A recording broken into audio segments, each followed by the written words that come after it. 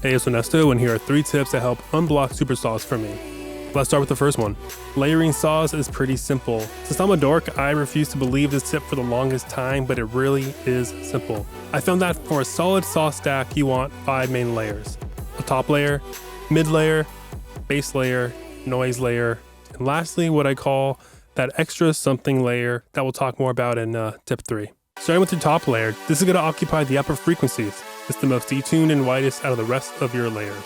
To get this, open up Serum and use a basic saw and oscillator A, give it a high voice count, and detune it quite a bit.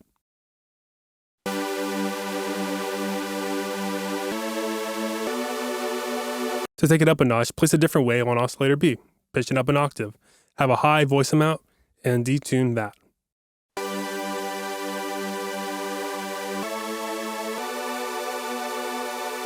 So that's very high and sounds kind of awful, but don't worry. It'll get less awful once everything is in place. The last thing to do is increase the width. I'm using Ozone Imager because I paid a lot of money for it, but you can use any plugin that makes sounds wider. Let's move on to the mid layer. This layer is going to be less detuned and less wide than our top layer. This occupies the mid frequencies, which is like the meat of the saw stack. To get this, I already have my oscillators and wave shapes selected. I typically try to find wavetables that are simple, so saws, triangles, squares, they all work great. I'm using less voicing and detune compared to the top layer. An Ozone Imager is back again to make sure this layer is less wide than the top.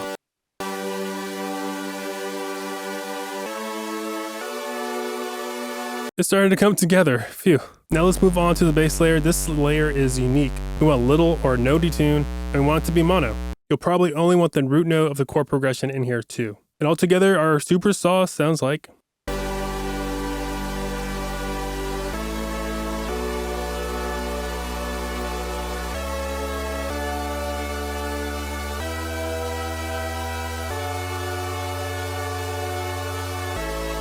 Now before I move on to the noise layer, one thing you'll want to do to each of these layers is use an EQ to remove some unnecessary frequencies. Remember that each layer has a roll, so for the top layer, cut out any lows and even some mids.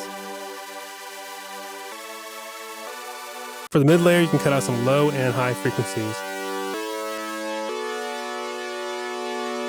And for the bass, you guessed it, remove higher frequencies. Here's before all the EQs.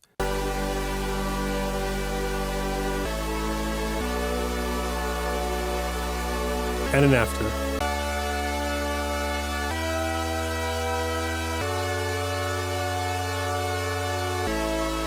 Finally, let's add in a noise layer for some sizzle and to help it sound more analog.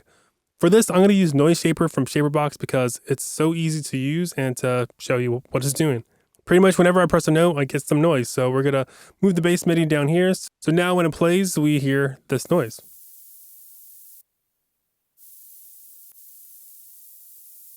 All together now.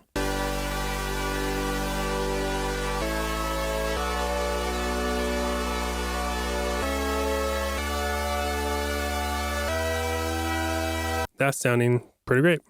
Time for a word of encouragement. If this seems like a lot, it's probably because this is new to you. If this whole process seemed really simple and basic, it's probably because it's old to you. So the point is that the more you do this, the easier it gets, I promise. On to tip 2, here's some effects that are commonly paired with saws in the order that I use them. And by the way, I'm applying these effects to the top, mid, and bass layers. I'm leaving the noise layer out because it doesn't need these effects. First in my chain is distortion. This makes a huge difference. It's adding more harmonics to a harmonic-rich sound already, so it's pretty crazy. For distortion, I'm using my favorite distortion plugin, Thermal from Output, and I'm using the Mix Heat preset. It's a subtler use of distortion because that's all the saw really needs right now. Here's before. And here's an after. Oh, and you don't need this plugin for Supersaws. Please go ahead, use your sock distortion, any distortion of your choice, but maybe not all at once. Or maybe so. Sorry, I couldn't resist. Next, you can try OTT. This is a classic way to make your saws in your face. And if you wanted to chill out, just decrease the step knob here. If you want to like balance out the tone, then use these sliders here. Here's before. And an after. This next effect is totally optional. You can try adding some chorus after the OTT. I'm using this one from Arturia. It pretty much takes our saws and makes a duplicate and adds some pitch modulation to it. So before you get this, and after you get that. Now this is where I place on an EQ to help just shape the tone of my Supersaw. What you do here is always going to depend on your track and sound, so go by ear and dip out any tones you don't like and bump up ones that you want to hear more of. So this EQ is more for shaping the tone rather than correcting the sound. Just please remember to listen in the context of the full mix. And lastly, place on reverb. Here I have Rum from Native Instruments. I really like this reverb, and on saws it sounds just right. Now let's see if I actually did my job and made this saw stack better by doing one giant before and after with all the effects.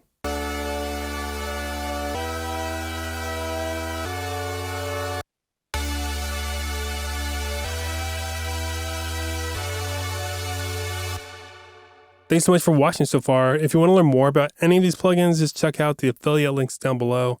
And maybe like this video while you're at it. Let's finish off this video with the last tip. This last one's pretty important because it makes your saws unique. Because what we have right now is definitely more on the vanilla side.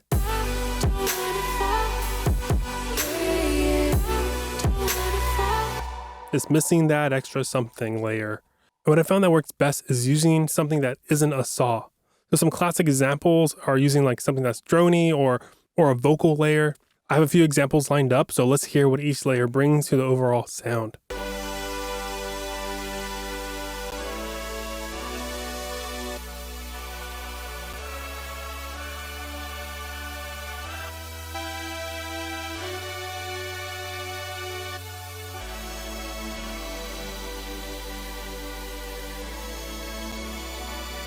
Ooh, okay, I can't decide between this brass and this shimmery layer, so I'm just gonna use both. Let's hear how it sounds in the full mix.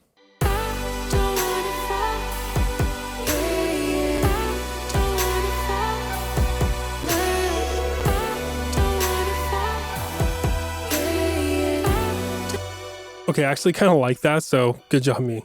So this is a basic saw stack, and once you get the hang of it, please take it further. Use different wavetables, try out saw presets, learn from those, maybe even add in another layer or two if you think something's still missing. Experiment with effects. Try LFO modulation, and if you're using Serum, you can play with different warp modes. Now, since you learned everything I know about Supersaws, try learning a thing or two about plucks by clicking the video here.